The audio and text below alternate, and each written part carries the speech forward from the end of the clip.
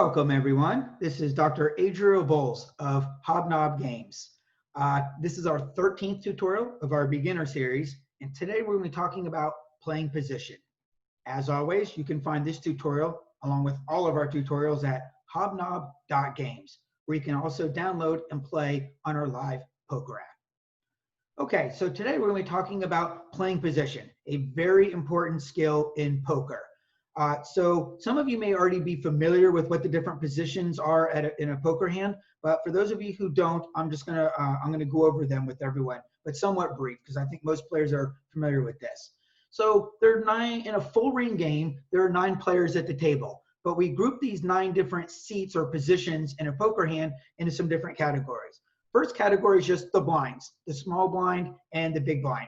These folks they get to act last pre-flop, but then they always have to act first post-flop. Then the next 3 positions are going to be what we consider early position, or oftentimes abbreviated as EP. And this would include what we call under the gun, which is abbreviated as UTG. So the opponent has to act right after the big blind. That person is considered under the gun. The next opponent after under the gun is called under the gun +1. And then the next position after that is under the gun +2. Then the next players is what we consider middle position. So a middle position is, the first person we call MP1 and the next player we call MP2. And then the last 3 players to act in a hand are what we consider late position, or oftentimes abbreviated as LP. And that includes the hijack is the first one, followed by the cutoff, and then the final position, the strongest positional position you can be in a poker hand is you're the button or the dealer button. You get to be last to act post-flop. So why is position so important? Why does position matter? Well, position matters a lot, and the key reason ultimately is about control.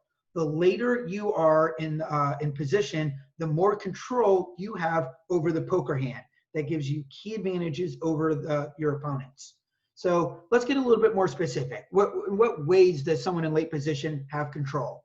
Well, one of the big ones is you get more information on your opponents because they have to act before you. You get to see what are they going to do on the flop, on the turn, on the river.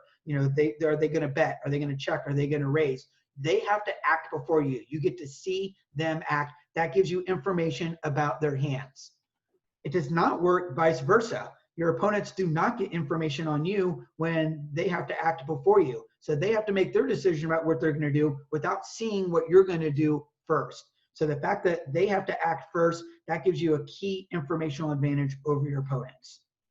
It also gives you more bluffing opportunities. If you can use this information that you're gathering your opponents to determine whether they have a particularly strong or weak hand, that can signal you to when your bluffs will be more or less likely to be successful. So the later you are in position, the more effectively you can bluff. Another key advantage of getting this information on your opponents is you get more precise information on your pot odds.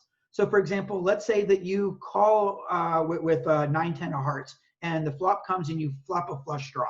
Great, but then the first person who bets 3/4 pot. Well, if someone bets 3/4 pot and you only have a flush draw, you don't really have direct odds to make this call. Now, maybe there are many players to act after you. And if all of them also call the bet, now you do have the appropriate odds to make this call with just your flush draw. The problem is you have to act before them. You don't know if they're going to call or not. If you are in late position, you get to find out how many people call this flop. Maybe if one person calls the bet, you don't have good odds. But if all 4 people call this 3/4 pot size bet, you do have direct odds to make this call. So you get more precise information on your pot odds. So playing particularly drawing hands is much more easy to do when you're in late position. Another key part, and this kind of continues with this theme of you have a lot more control in late position, is you get last say on what the size of the bet for this round is going to be. So if someone bets $50 and you decide, no, $50 is not enough. I have a really good hand. Let's make it $150. When you're in early position, then the people who get to act behind you get a lot more control over ultimately what's the size of the bet on this round going to be. So you get a bit of the last word when you are in late position. You also, maybe it's the opposite. Maybe you decide you don't want to play a big hand. You've got a drawing hand or you have a weak hand and you want to see a free card. You want to see everyone check the flop. Well, you're more likely to get this to happen if you're in late position, because if everyone checks to you and you get to act last, you're the person who ultimately gets to decide, is this going to check through and we get to see a free card, or are you going to make a bet and make people have to pay in order to see the next card? So ultimately, all these are about having control over the size of the pot. The later you are in position, the more control you have over what's the ultimate size of the pot on this particular hand going to be. And that gives you a huge strategic advantage over your opponents. Another, I think, underappreciated advantage of playing in late position is the later you are in position, the more likely you're going to get to 3-bet hands that you want to 3-bet. So for example, let's say you get pocket aces or pocket kings, a hand you definitely want to 3-bet, but you're in early position.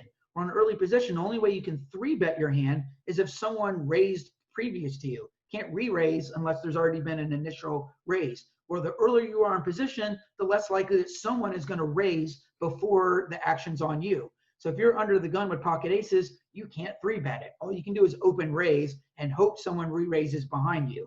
But the later you are in position, the more likely that someone will raise the pot, and that will give you a chance to 3-bet and be able to play much larger pots and get more money in the pot pre-flop with our premium hands. And that gives us a huge strategic advantage. Another advantage of playing in position is you can more effectively make moves. Okay, well, what do I mean by making moves? Well, it's a whole bunch of things. Just two examples would be things like floating and raising c-bets. These are not concepts that we've covered at this point in the tutorials, and some of these I'm going to be covering in some of our intermediate series. But actually, our very next tutorial, I'm going to cover the concept of floating. So if you don't know what things like floating and raising c-bets are, that's okay. We're going to be covering those in our future tutorials. But for now, just know that like once you learn how to make some of these moves and how to use them effectively, they're much more effective. You can much more effectively make these moves when you're in late position as opposed to early position. Okay, there's a key implication. Since we now have a better appreciation for how important position is in a poker hand, what are some takeaways? One of the most important implications is the range of hands that we're going to play pre-flop. In early position, because we're going to be at a strategic disadvantage when we're in early position, then we want to adjust by playing an extraordinarily tight pre-flop range. I only play premium hands when I'm in early position. So it's kind of like this idea of I'm going to go into battle, but I'm going to go into a battle with a strategic disadvantage. I'm only going to go in that battle if the weapon I'm going into that battle with is really strong. And in this case, the 2 cards I have is going to be my weapon. I'm only going to go into this battle if I have a really strong weapon in my hand. So for instance, you know, even ace queen in early position, that's actually even borderline whether you want to be playing ace queen in early position because you're at such a positional disadvantage. In middle position, you can loosen up your pre-flop range just a little bit. You don't have to play quite so tight as you do in early position. Now in late position, you can actually loosen up your pre-flop range quite a bit. How much?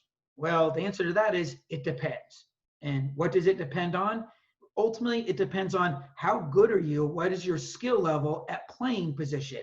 So things like, you know, are you able to use this extra information you're getting from your opponents to be able to hand read them better, to be able to get a better idea of what your implied odds are when you have drawing hands, your ability to make plays effectively, your ability to 3-bet light, meaning that you're going to be maybe 3-betting with non-premium hands, like for instance, 9-10 suited. The better your skill level at all these different things that allow you to take advantage of your position, then the more you can loosen up your pre-flop range in late position. So if you don't know what these things are, or you're not particularly skilled at them, you need to be honest with yourself. Are you particularly skilled at these poker skills? If the answer is no, you should only loosen up your pre-flop range in late position a little bit. If you're very skilled at these different plays, the more skilled you are, the more you can loosen up your pre-flop range in late position.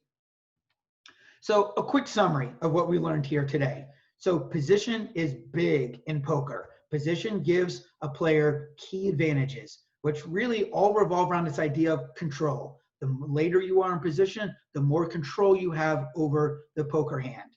And this means that we want to play extraordinarily tight in early position, but we can loosen up in late position. So in our next tutorial, I kind of already addressed this earlier, but we're going to be talking about a key concept called floating. So as always, you can find this tutorial and all of our tutorials at hobnob.games. I will see you next time.